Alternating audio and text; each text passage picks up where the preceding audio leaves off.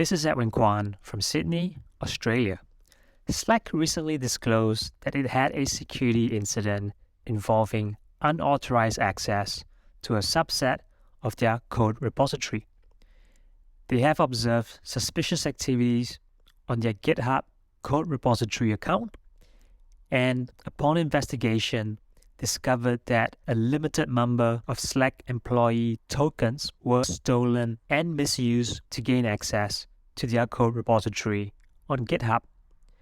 Their investigations showed that the threat actors downloaded the Slack code repositories on December 27, 2022. Slack has assured that no customer data were accessed by the threat actors. Listen to today's entire episode of It's 505 on your favorite podcast platform.